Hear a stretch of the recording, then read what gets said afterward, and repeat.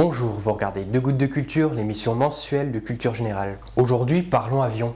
Pour comprendre comment il vole, voyons d'abord les différentes forces qui s'exercent sur un avion. Il y a 4 grandes forces à prendre en compte. La traction, c'est le mouvement en avant de l'avion, qui est dû au moteur. La réaction à cette force est l'apparition d'une force opposée, appelée la traînée. Elle est due à la pression de l'air sur l'appareil qui est alors freinée. Le poids, c'est la force qui attire l'avion au sol. Elle est liée à la masse de l'appareil et à la gravité. Et la force qui nous intéresse le plus, c'est la portance. C'est la force qui permet de faire décoller un avion et le maintenir en hauteur. La portance est liée à l'effet du vent sur l'aile. Alors voici une coupe d'aile. Pour le lexique, sachez que l'extrémité avant s'appelle le bord d'attaque, la pointe arrière s'appelle le bord de fuite, le dessous de l'aile c'est l'intrado, et le dessus de l'aile, qui est généralement bombé, s'appelle l'extrado. Lorsque l'avion se met en mouvement, il va créer un vent allant dans la direction opposée, et c'est la réaction du vent sur l'aile qui permet le vol. Il y a 2 phénomènes qui entraînent cette réaction. Lorsque le vent passe sous l'intrado, vous le voyez, l'espace se rétrécit. Dans la représentation, on voit clairement que les traits d'air se rapprochent, indiquant que la pression de l'air augmente à cet endroit. Cette surpression appliquée sous l'aile la pousse vers le haut. Mais le principal phénomène qui génère la portance, c'est la dépression qui se forme au-dessus de l'extrado et qui tire l'avion vers le haut. Cette dépression est liée au fait que l'espace après le bord d'attaque s'élargit. L'air à l'avant de l'aile est comprimé, puis en passant au-dessus de l'extrado, il va tendre à occuper l'espace à sa disposition. Dans la représentation, on voit les traits d'air qui s'écartent les uns des autres, indiquant une diminution localisée de la pression de l'air. Par ailleurs, l'espace pour le passage de l'air à l'avant de l'aile étant plus petit qu'à l'arrière de l'aile, il se produit un effet de dynamique des fluides appelé effet Venturi, qui va accélérer l'air au-dessus de l'extrado. Et cette accélération forme alors une dépression. Bref, cette dépression va tirer l'aile vers le haut pour combler ce vide. Je profite de ces explications pour corriger aussi bon nombre d'informations erronées qui circulent sur le web ou même dans des ouvrages ou programmes pédagogiques sérieux. En effet, on entend souvent dire que l'accélération de l'air au-dessus de l'extrado est liée au fait que la surface de l'extrado est plus grande que la surface de l'intrado, en prenant pour fait que les molécules d'air arrivant au devant de l'aile doivent se rejoindre au même endroit à l'arrière de l'aile. L'air passant au-dessus de l'aile devrait donc aller plus vite. Or c'est totalement faux car rien n'impose aux molécules d'air d'arriver au même endroit à l'arrière de l'aile. D'ailleurs dans la pratique, l'air passant au-dessus de l'aile va tellement plus vite que l'air sous l'aile qu'au niveau du bord de fuite, on observe un décalage entre l'arrivée des molécules d'air passant en dessous et au-dessus de l'aile. Revenons à l'histoire des forces appliquées à l'avion. On peut augmenter la portance en augmentant l'angle que l'aile fait par rapport aux lignes du vent. Cet angle s'appelle angle d'attaque ou incidence. Plus on augmente l'angle d'attaque, plus la portance augmente, mais également la traînée à cause des frottements de l'air sur l'aile. Par ailleurs, si on dépasse une certaine incidence, le flux d'air sur l'extrado ne sera plus régulier. L'écoulement du vent devient turbulent, engendrant des vibrations de l'avion, ainsi qu'une perte de la portance, ce qui fait chuter l'avion.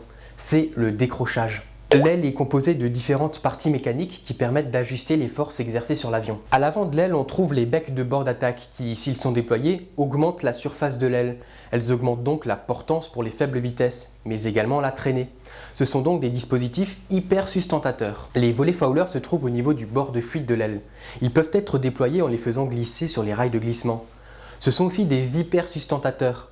Une fois déployés, ils augmentent la surface et la courbure de l'aile, permettant d'augmenter la portance mais aussi la traînée. Les ailerons basse vitesse se trouvent au bord de fuite vers l'extrémité de l'aile. Ils permettent de produire un mouvement de roulis à l'avion pour le faire tourner. Si la vitesse de l'avion est importante, les ailerons haute vitesse viennent compléter l'action. Les spoilers destructeurs de portance sont des surfaces mobiles qui se déploient vers le haut et qui permettent de diminuer la portance d'une aile et d'augmenter la traînée. Ce sont donc des hyposustentateurs. Ils peuvent servir à faire tourner un avion à basse vitesse ou pour lui faire prendre une pente de descente plus forte. Dans le même genre, il y a les aérofreins vers l'intérieur de l'aile qui réduisent fortement la portance et augmentent la traînée. Ils permettent de freiner l'avion. Ils sont surtout utilisés lors de l'atterrissage lorsque les pneus touchent le sol afin d'assurer leur adhésion à la piste d'atterrissage. On peut aussi trouver accessoirement des winglets qui sont des ailettes verticales qui se trouvent aux extrémités des ailes. Ils apportent une réduction de la traînée en limitant les tourbillons d'air qui se forment à ces extrémités lors du vol. Sous les ailes, on trouve les moteurs. Ce sont des turboréacteurs. Ils ont une action sur la force de traction en faisant avancer l'avion. L'air est aspiré dans l'admission, puis il est comprimé par un compresseur. Cet air comprimé arrive dans la chambre de combustion où il est mélangé à du kérosène puis enflammé. Ce mélange chauffé va tendre à se dilater, ce qui le propulse puissamment vers l'arrière du moteur. L'air passe alors par une turbine qu'il fait tourner. Cette rotation est transmise en amont, c'est ce qui permet le fonctionnement du compresseur et contraint l'air à s'échapper à l'arrière du moteur par la tuyère, qui en raison de sa forme resserrée va accélérer encore davantage l'air par effet Venturi. Cet air propulsé va entraîner par réaction la traction de l'avion. Les moteurs sont équipés d'un dispositif appelé inversion de poussée, qui peut être utilisé pour le freinage de l'appareil lors de l'atterrissage. L'inverseur obstrue le conduit d'échappement des gaz afin de diriger le jet vers l'avant du moteur. D'ailleurs, il faut savoir que les moteurs sont conçus pour résister à la pénétration d'un oiseau à l'intérieur, ce qui peut arriver. D'ailleurs, pour tester la résistance des moteurs à ce genre de situation, le constructeur du moteur effectue des essais en tirant des poulets morts de 2 kg dans le réacteur, afin de contrôler leur résistance. À l'arrière de l'avion, on trouve l'empennage, constitué des gouvernes de profondeur installées sur les stabilisateurs et de la gouverne de direction installée sur la dérive. L'empennage permet de stabiliser l'avion en vol. Voilà pour le fonctionnement de l'avion. Voyons maintenant quelques anecdotes. Alors parlons de l'altitude des avions de ligne. Un vol court-courrier, c'est-à-dire qui n'excède pas 1h30 de vol, vole à une altitude moyenne de 8 à 10 km.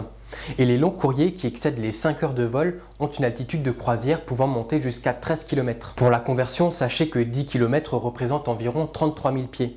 À cette altitude, l'air a une température de moins 50 degrés Celsius et la pression de l'air est de 0,25 bar, soit 4 fois moins qu'au sol. La vitesse moyenne pour faire décoller un avion de ligne est proche de 300 km/h. Ensuite, la vitesse moyenne de croisière est de l'ordre de 900 km/h. La vitesse moyenne à l'atterrissage est de 250 km/h avant de toucher le sol. La masse d'un avion de ligne excède les 300 tonnes, ce qui est relativement léger compte tenu de la dimension de l'appareil. Ceci est dû au fait que les avions sont principalement conçus en aluminium et en titane. Il est intéressant de noter qu'on compte en moyenne 30 millions de vols annuels, c'est-à-dire un décollage toutes les secondes environ. À tout moment, on compte environ 5000 avions dans le ciel tout autour du monde. La flotte mondiale est composée de plus de 20 000 avions de transport public. Concernant les accidents en avion, le risque admis d'accident mortel est de 1 par million de vols. Et 70% de ces accidents se déroulent durant les phases de décollage ou d'atterrissage. Ça veut dire que la probabilité de mourir en voiture est plus grande. Mais bon, on a quand même plus de chances de mourir en avion que de gagner l'auto. Bah ouais, on a seulement une chance sur 19 millions d'atteindre le rang 1 au loto.